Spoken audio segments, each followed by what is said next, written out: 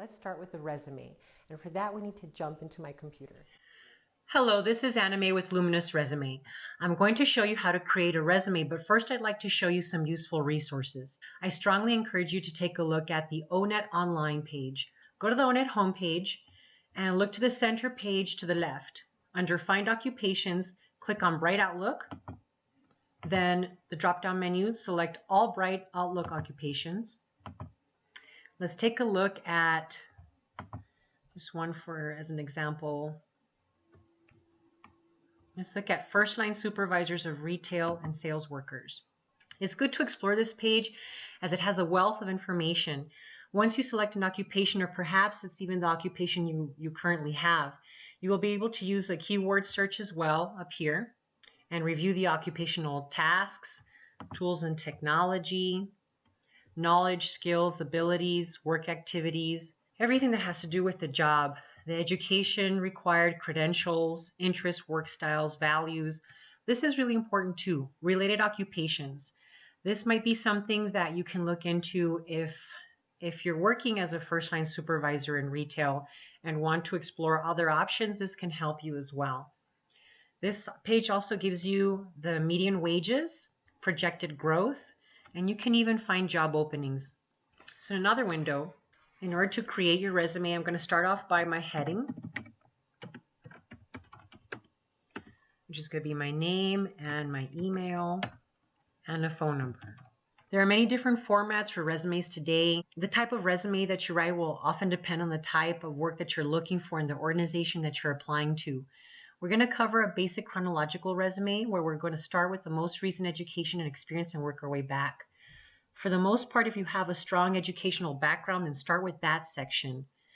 Then the next section would be your work history. Again, there are many variations to the sections, but we're going to keep it pretty simple. If you have a stronger work history, then we could start with the work history and work our way down, and the next section would be education. We're going to start off with education.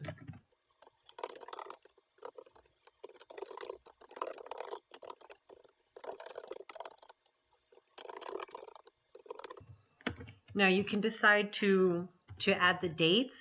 Some people stay away from adding dates for fear of being discriminated against. For instance, if you have an older worker and you want to avoid age discrimination. Again, the next section would be work history.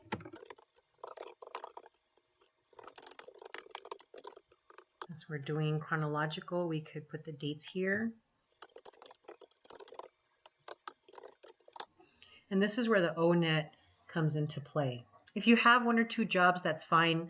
We're going to try to keep it to 1 page, maximum 2 pages. You can always print front and back. Let's go ahead and take a look at the ONET. Now, I wouldn't copy and paste and just leave it like that, but this is going to be just as an example. So I'm going to copy this and paste it into the resume. We could change all the formatting later as well, but just to keep it looking sharp, a list of potential job duties. And of course you would tweak this to be specific to what you did. Now here you could also include information such as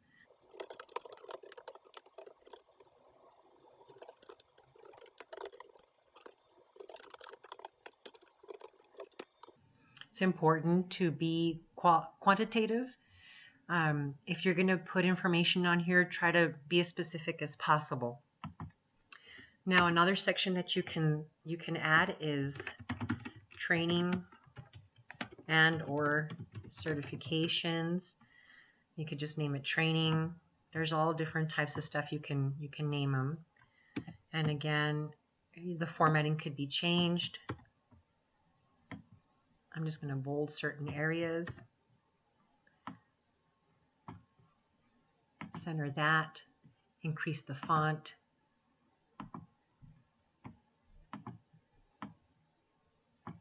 This is just a simple example. And you can go back and forth to ONET and see if there's anything that you might like to use. You can even look up training. All right. Another thing I want to discuss is your references. I would never put references furnished upon request. Just go ahead and start another page.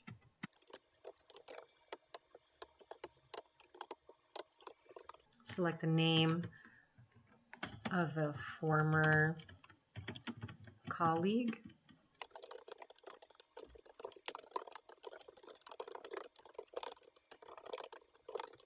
Have at least 3 references.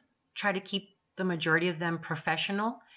You can have a friend or an instructor, but it's definitely a good idea to have a former supervisor or a former colleague. A little bit of a character reference from a friend.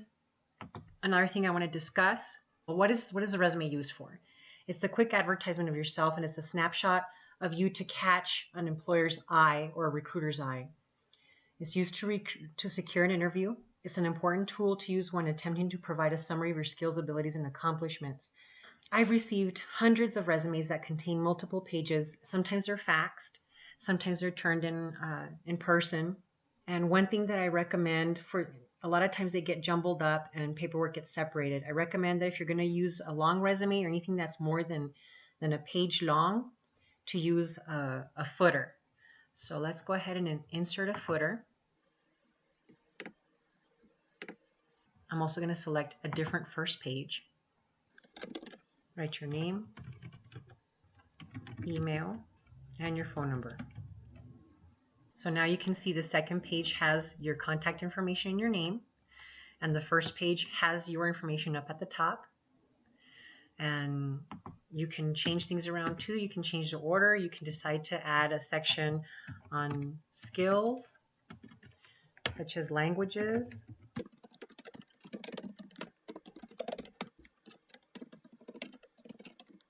And maybe list software. You can go on and on. Check your formatting. Again, this is a simple and quick tutorial. Thank you. Okay, that's all for today.